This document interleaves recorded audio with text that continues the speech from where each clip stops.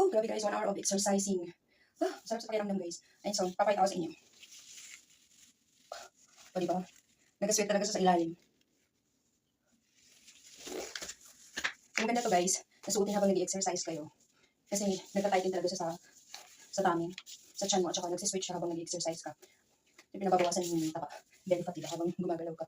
So, matagal ko na itong nabili guys sa online dati pa, since yung 2020 pa, bago ako pumunta ng Kuwait. Pero ngayon ko lang ito nagamit, tinago ko lang siya, kasi alam ko na magagamit ko siya in the future. So, maganda talaga siyang gamitin guys.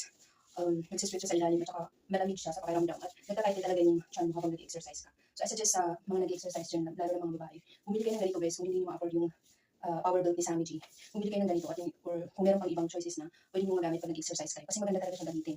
Talagang nagtatighten talaga yung tummy habang nag-exercise ka, at nagsiswitch sa ilalim. So, talagang nakakabawa siya ng mga fats. Di ba? Ang ganda siya, di ba? Di ba? And thank you so much guys sa lahat ng mga nag-support sa content ko, nag-comment, like, and share, at sa mga nanonood parati. Maraming salamat guys sa inyong support. Sana mag-follow kayo and mag-subscribe for more contents na i-upload ko sa aking main account, Facebook. Thank you so much guys, and see you again in my next video.